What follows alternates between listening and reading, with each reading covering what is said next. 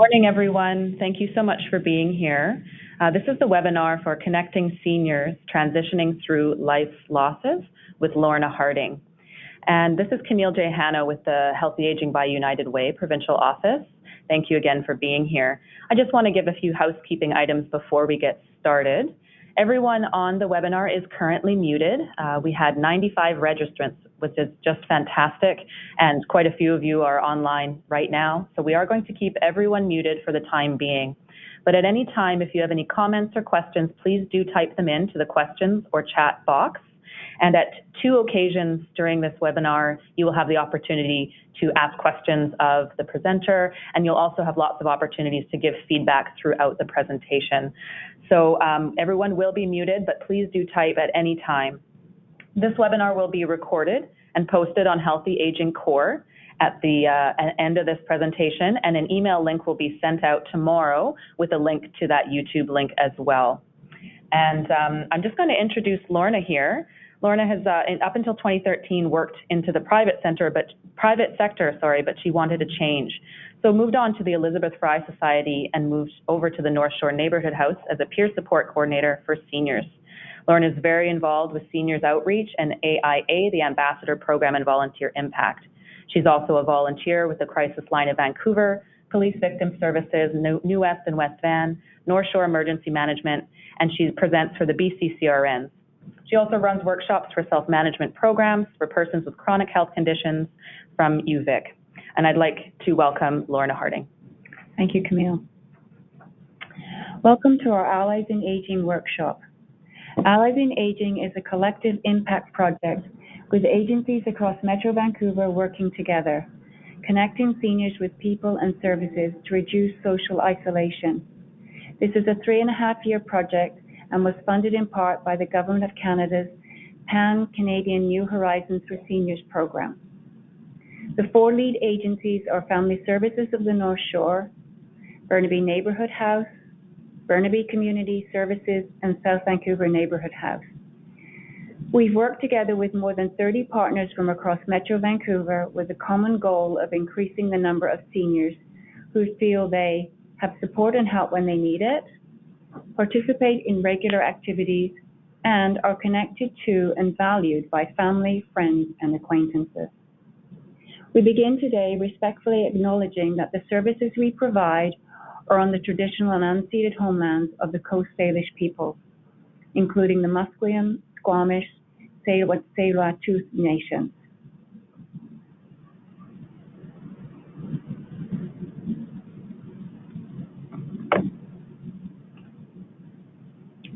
Slide 2 is a picture. Slide 2 is a picture of the GoToWebinar control panel. This remains on your screen throughout the webinar. As Camille mentioned, you will be on mute for the duration of our session today. We will ask you to participate this morning as I pose questions along the way. To respond, type your answer in the box titled Questions.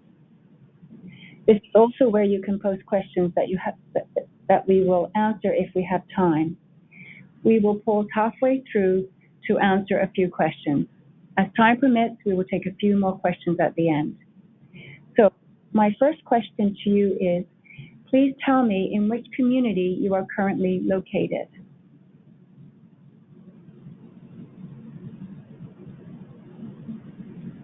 So question box on your screen, please type your answer and we will give you a few seconds to do so.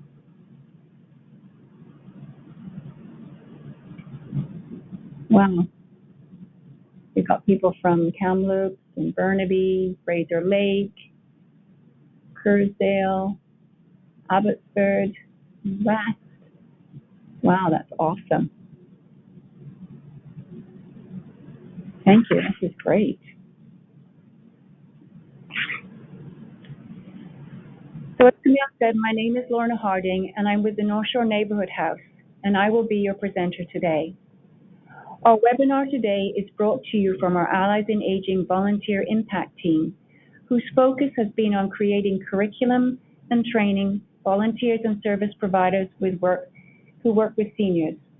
As a member of the Allies in Aging Volunteer Impact Team, we're happy to present today's workshop. It's about connecting seniors, understanding and helping others transition through life losses. This session is intended for service providers and anyone who provides support to adults 55 or older. There is no need to take notes today, as today's presentation will be sent to you following this webinar.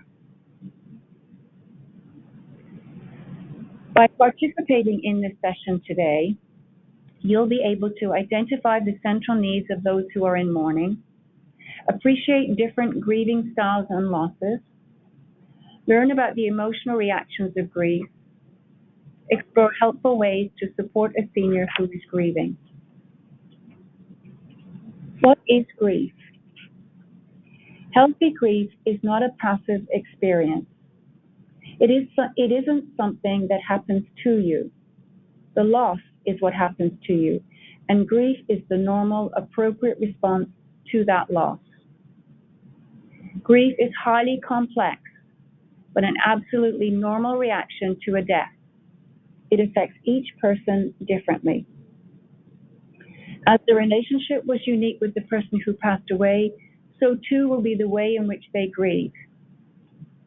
Because grief is something so personal, it cannot be avoided by ignoring it or by frenetic activity.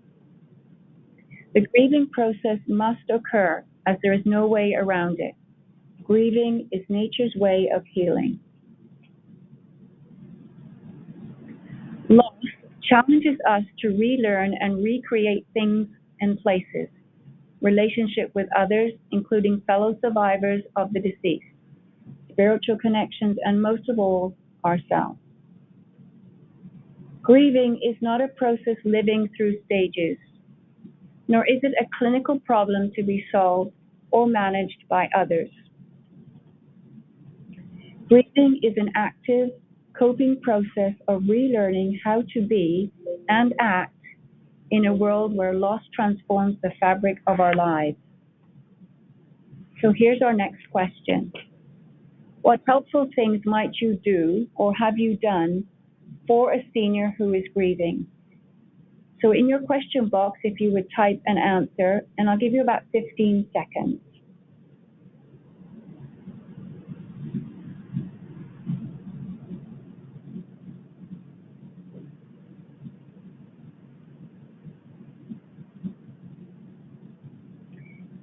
So some responses, and I'll share with you. So listen and be supportive. Just keep them company, letting them know that you're there. Listening seems to be the big one. Be an outlet for them to discuss their pain. Be there when they want them. Empathy. So lots of really, really good answers. Thank you.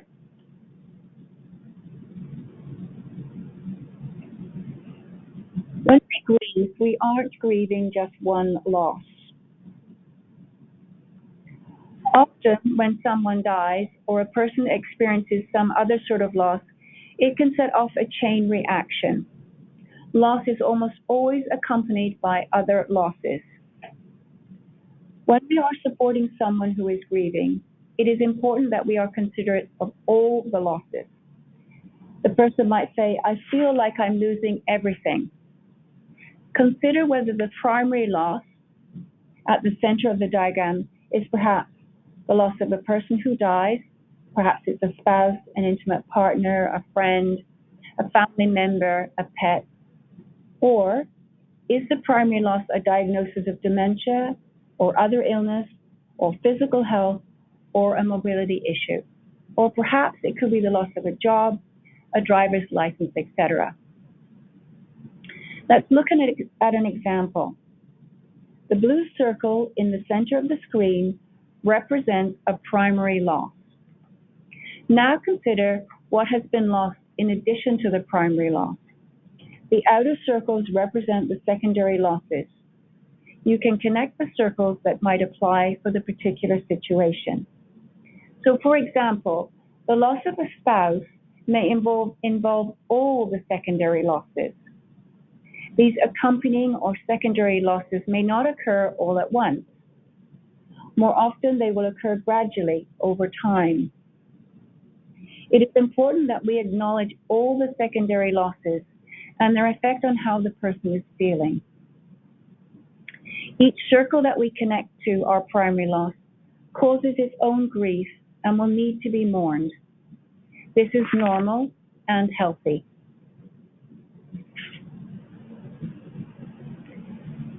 Grief is experienced in 5 major ways: emotional expression of bereavement or grief, psychologically through affects, cognitions, perceptions, attitudes, and philosophy, spirituality, behavioral through personal action, conduct, or demeanor, socially through reactions to and interactions with others, physically through bodily symptoms and physical health. Grief is a continuing development. Grief is a natural, expectable reaction. Grief is a reaction to all types of loss, not just death. We'll have another question for you. What do you think grief is dependent upon, based on what we have discussed so far or you have seen or experienced yourself? So in your question box, if you could just type your answer, and I'll give you about 15 seconds.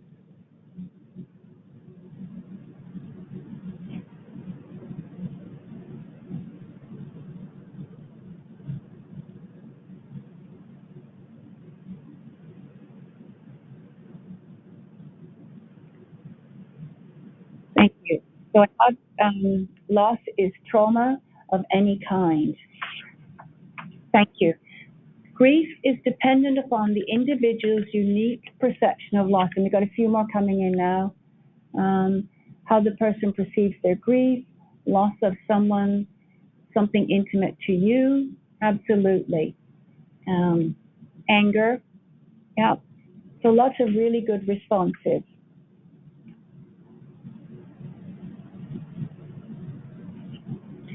Reactions related to loss.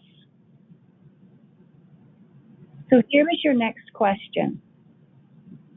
Think about what some of the reactions related to loss might be from an emotional, psychological perspective.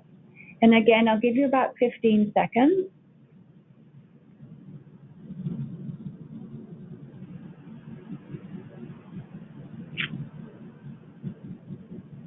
We have anger, depression, denial, loss of appetite, too many tears, so not crying all the time. Wow, some really good answers. Thank you.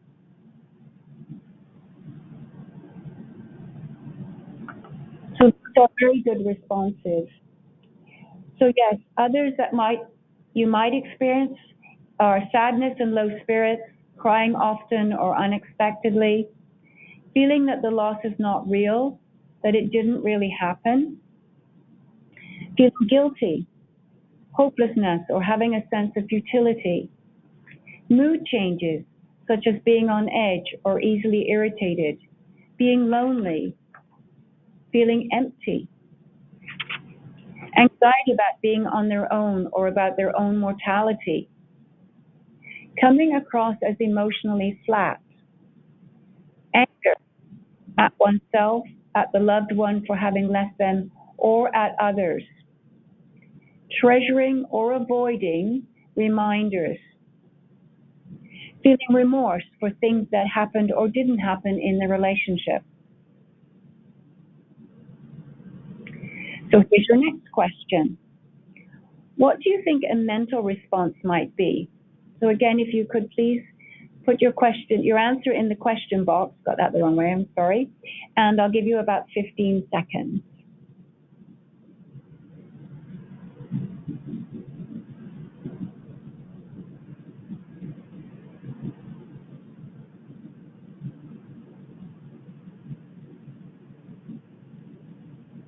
And again, some really good answers: depression, shutting other people out, I can't live without the person, worrying, being confused, difficulty with attention, constantly feeling anxiety, and difficulty in forming thoughts. Some really, really good responses. Thank you. So I'll just go through what I have on my list. So you may see things like feeling restless, looking for activity but finding it difficult to concentrate, assuming mannerisms or traits of the loved one, not being interested in anything, talking out loud to the deceased, difficulty making decisions, wandering aimlessly, forgetting what they were doing, not finishing something, poor memory, feeling that they are going crazy, my mind is going, illusions, dreaming of taking drugs or alcohol, sensing the loved one's presence, like finding yourself expecting the person to walk in the front door at their usual time, hearing their voice, seeing their face. And then there are social reactions. While you can't predict how people will respond to loss, you may notice them withdrawing socially, feeling the need to tell and retell things about the person or about their loss, feeling an intense preoccupation with the life of the deceased, feelings of guilt when making efforts to establish new roles or relationships, having a need to protect other people by not talking about their feelings or their loss. The physical reactions. So again, I have another question for you. What might be some of the physical reactions you may see in an individual who has suffered a loss? So again, in your question box, please type your answer and I'll give you about 15 seconds.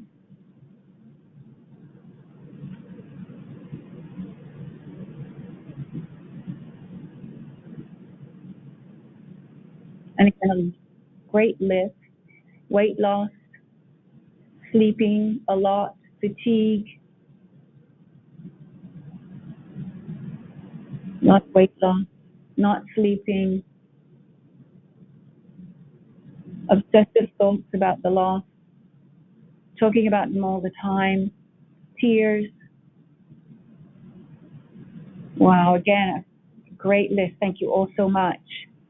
So let me just recap.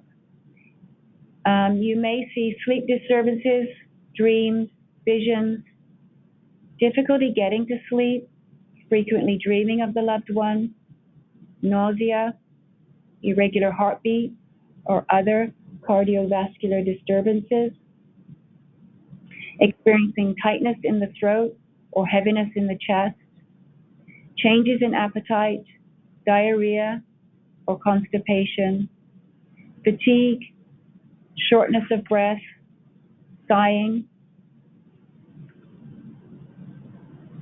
And our last heading on this slide is spiritual reactions.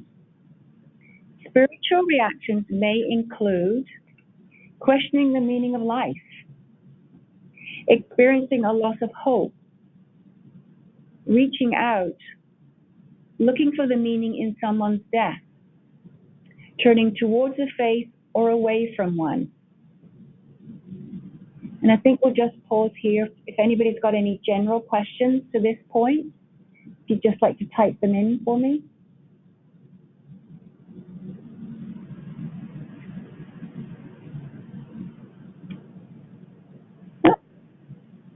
Okay, so there aren't any, so that's good for me. I'll move on.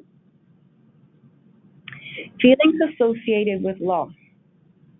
People often experience feelings of fear, guilt, anger, and emptiness.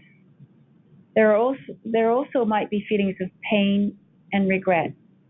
So let's examine these in more detail. Fear. Here is your next question. Why would a person feel fear? In your question box, type your answer, and I'll give you about 15 seconds.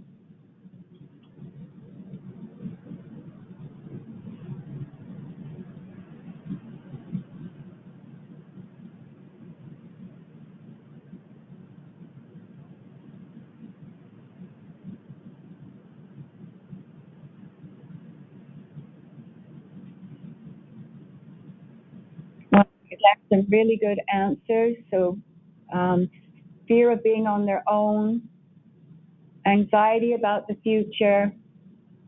Wow. Why couldn't I do more? Absolutely. So lots of really good responses. Thank you. So I'm just going to summarize. They may have a fear of facing their pain, getting close to others, the future, new and unfamiliar responsibilities. Wow, we've still got lots more coming in. Thank you.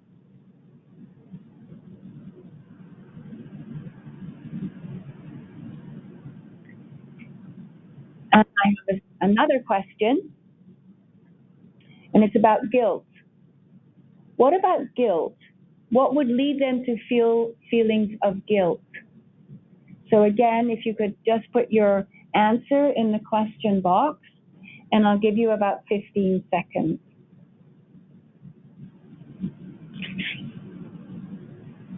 Good answers coming in. Didn't do enough. Being alive when the other person is dead. Didn't see the problem earlier. Lots of things left unsaid. Not doing the right thing at the end. Having a newfound freedom followed by loneliness. Guilt. Taking too much responsibility for the death. Guilt for moving on afterwards. Focusing on themselves too much. Thank you. That's some really good answers. So there's also a possibility that people may feel guilty about not attending to the dying one's needs, having unresolved conflict, not being able to say sorry, not having said goodbye or I love you, not having shown enough love, not having proper closure.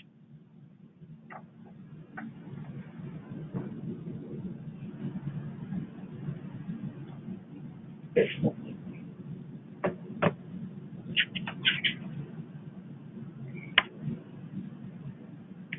anger.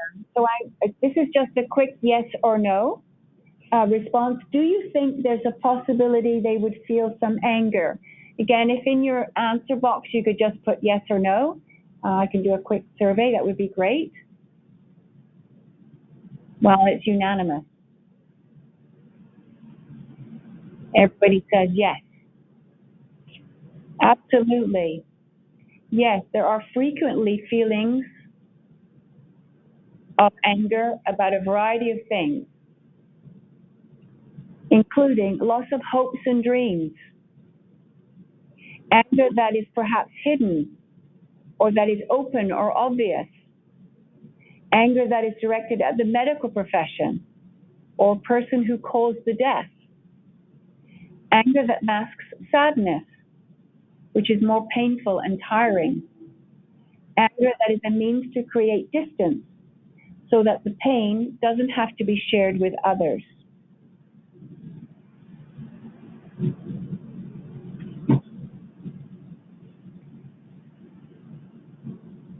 So emptiness is very hard for people to deal with.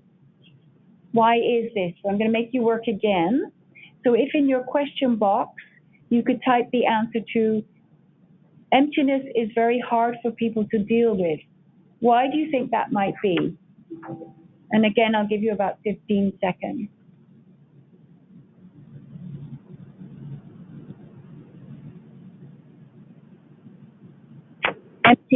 Emptiness. Why is emptiness so hard to deal with?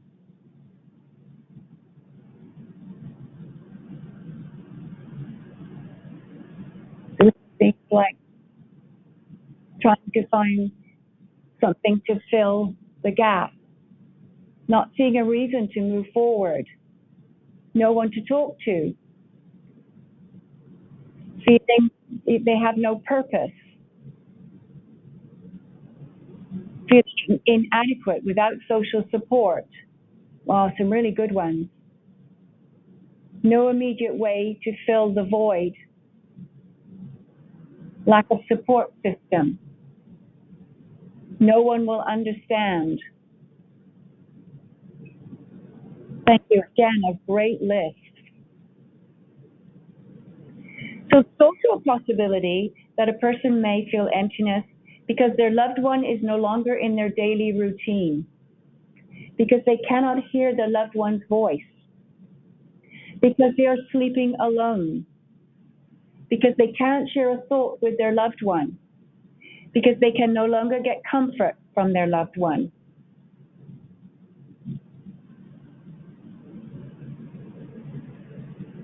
Loneliness. How can we help seniors avoid loneliness after a loss? So my next question, and if you could just write the answer in your question box, I'll give you about 15 seconds. How can we help seniors avoid loneliness after a loss?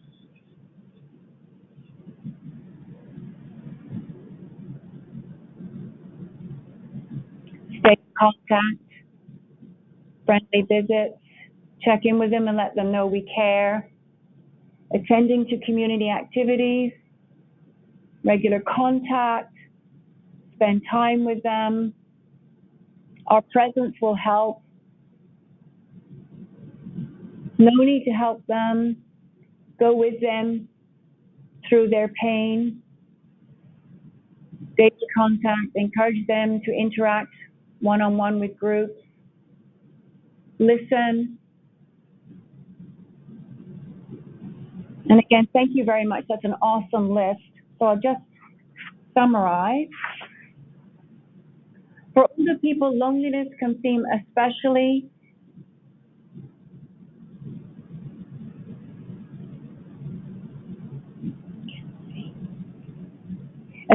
difficult. This in part because of the multitude of losses they have experienced. Many older people lose their spouse, friends, job, home, pets, health, and mobility. These losses only heighten the sense of helplessness and isolation.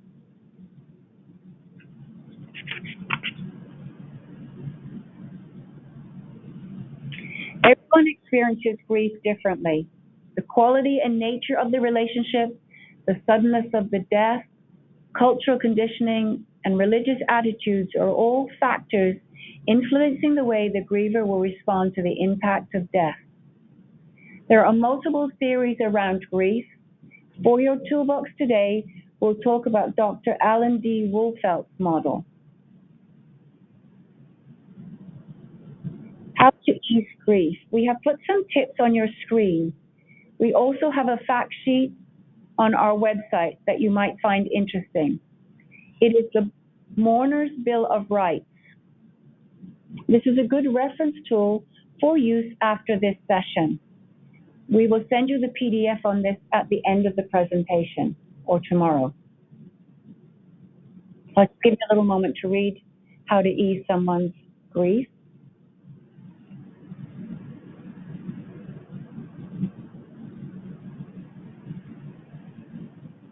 So now, let's talk about the skills needed to support a grieving senior. And again, I would like a quick poll. Please tell me yes or no. Are you reluctant to mention the loved one who died to the grieving friend? And again, if you could just pop your answer in the answer box, yes or no.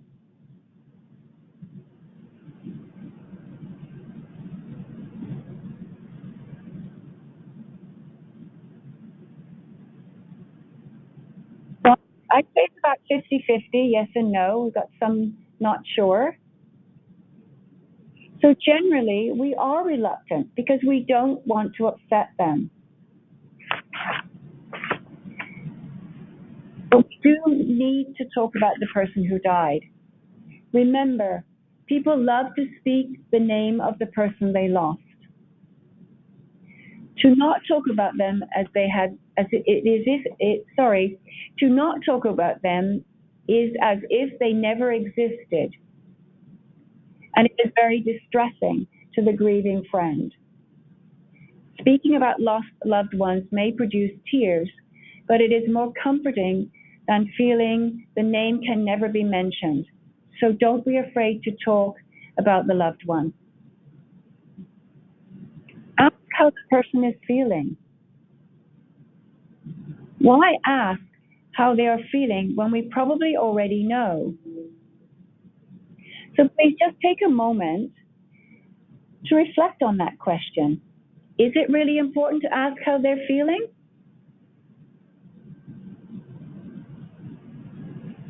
So I think, yes, it is important. And when you do ask, don't let them get away with, I'm fine. We are so polite in our society that we don't want to burden others with our problems. Many months after the death, ask your friend how they feel. In the beginning, people are in shock, and the pain sometimes takes months to hit. By then, the world feels you should be getting over it. In order to support mourning friends, don't just ask when you see them at work or at a social function. Pick up the phone and call. Acknowledge that it's a difficult time. It takes an enormous amount of energy to be strong or to even look normal. Many would win Oscars for their performances. They try to look and act as they did before, so their friends aren't uncomfortable. In reality, they are trying to discover their new normal, and that takes a lot of time. Just because people look good doesn't mean they feel good, so don't let the facade fool you. Your mourning friend may need someone to acknowledge that this is a very difficult time for them. Avoid cliches. So I have another question for you. Why is it wrong to use cliches? Things like you get on with life. You'll soon get over it. So my question is, what is wrong with cliches? So in your question box, please type your answer. I'll give you about 15 seconds.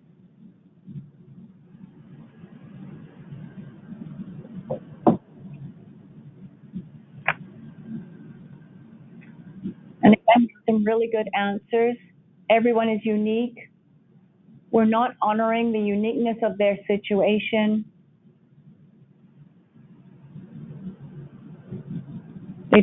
They're not always appropriate to the situation. It's insincere. Using a cliche is not listening. It can actually seem heartless. It doesn't sound authentic.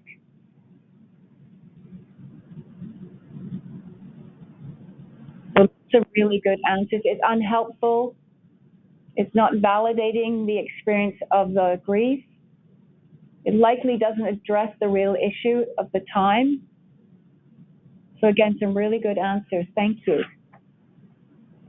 So as you said, cliches like these are inappropriate and can be irritating to friends who have lost a loved one. They know these expressions do not represent their reality. They won't get over it, but they will learn to live with it or adjust to their new world. Your mourning friend isn't just dealing with the absence of the person they loved, but also how that person affected their lives and the loss of future plans and dreams. Continue to love your friend as she changes and adapts to this new world. Reach out. Keep supporting your mourning friend by reaching out. Sometimes they don't know what they need and don't really have the energy. If it's an invitation to go somewhere, don't be offended if you are turned down. Keep asking. Every day is different, and by continuing to ask, you're staying in touch and connecting with someone who is in a lot of pain. Continuing to invite someone will let him or her know that you are there for them and most of all, that you really, really care.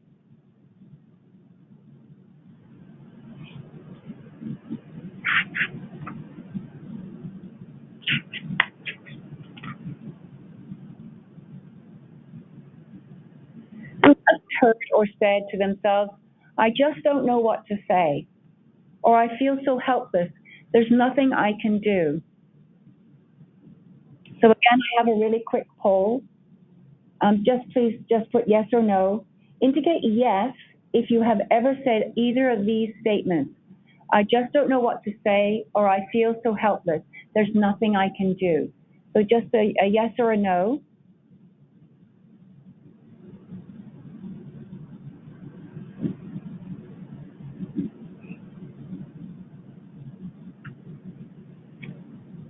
So I can see from the poll, it's about 50-50, but a lot of us feel that we really don't know what to say. So there are things that you can do or say to help those in pain due to the death of a loved one.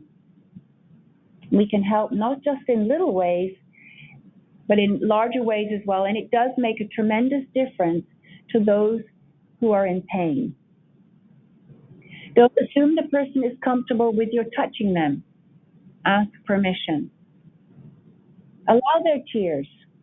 Our tendency is to try to stop the pain when the person actually needs you to witness their sadness.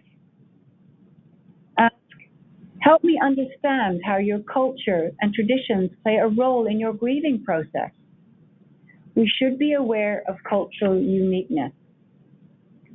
Just as every person and every relationship is unique, understand that the grief is also very unique. Offer them practical help. So my next question, what practical way would you help someone experiencing grief and loss? So again, if you could put your answer in the question box, what practical way would you help someone experiencing grief and loss?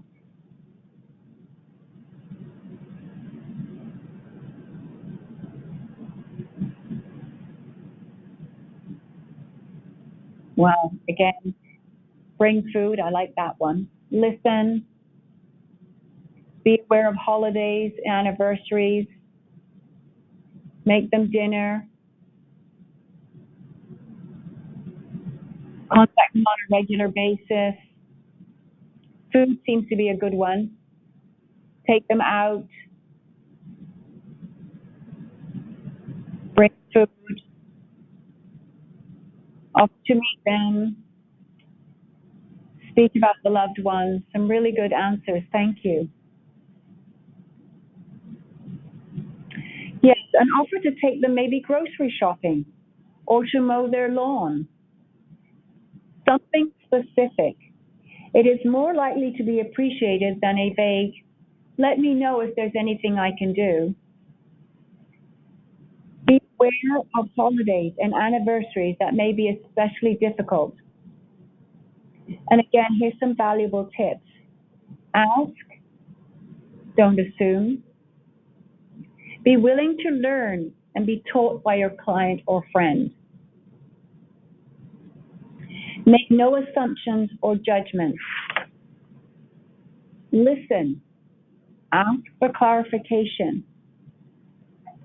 Know yourself and remind yourself that you do not know everything. And if you make a mistake, say, I'm sorry.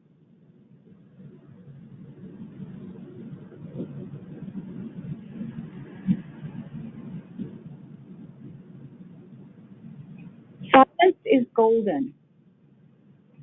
Sometimes it takes a lot of effort to stay silent.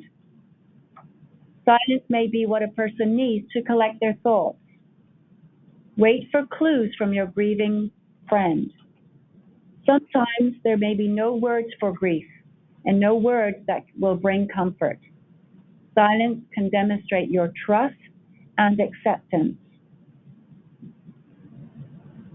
So again, a quick poll, a yes or no in the question, in the answer box. Do you think there is a set or prescribed amount of time for grieving? So just a quick yes or no. Do you think there is a set or prescribed amount of time for grieving?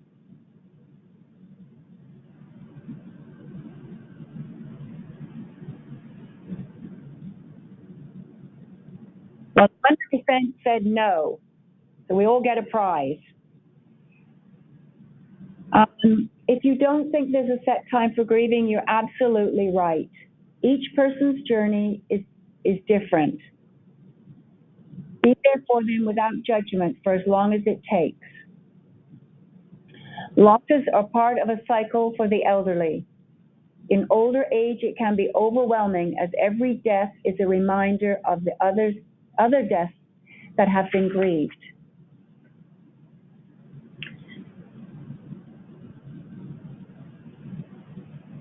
What's self-care? Self-care is an active choice to engage in activities that will help achieve or maintain optimal level of overall health. And in this case, overall health includes not just the physical, but the psychological, emotional, social, and spiritual components of an individual's well-being. Self-care is important to maintain a healthy, well-balanced life. What exactly do we mean by the term emotional self-care? Emotional and psychological self-care usually go hand in hand. For people who are experiencing a great deal of stress or grief and bereavement, emotional self-care may involve taking the time to properly grieve the loss of a loved one or a relationship. It may mean journaling about anger or talking about paralyzing feelings with a friend or a counselor. Certainly, it means addressing any depression that makes it difficult to leave the home. Many adults do not have a strong understanding of their emotional lives, but emotions deeply impact relationships, careers, and physical self-care.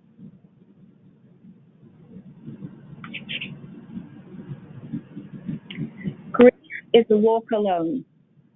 Others can be there and listen.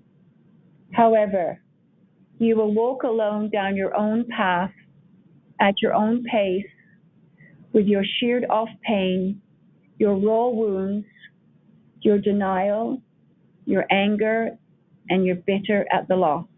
You'll come to your own peace, hopefully, but it will be on your own and in your own time.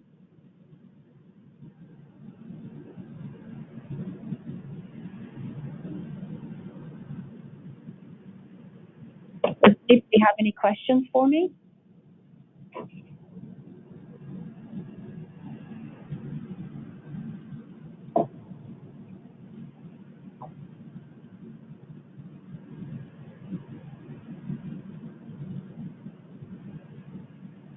Okay.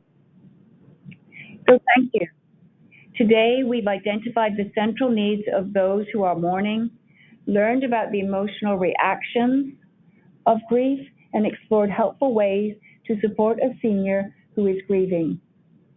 On behalf of the Allies in Aging Volunteer Impact Team, thank you for joining us for today's virtual learning session. I encourage you to visit the Allies in Aging website and Healthy Aging Core for resources. Oh, I've got some questions. Oh, look at that. I'll finish. So, the first question is, do you have any suggestions about those who are self-medicating grief via drugs or alcohol?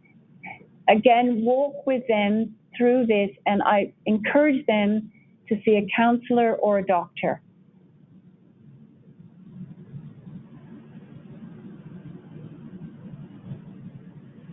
Any other questions?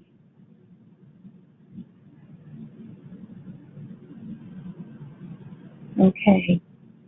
So again, I encourage you to visit the Allies in Aging website and also Healthy Aging Core, where we have the training modules, we have fact sheets on various topics that might be useful for you. And best written resources, again, go to Healthy Aging Core for resources and the Allies in Aging website. Okay, thank you very much. Have a great day, everybody.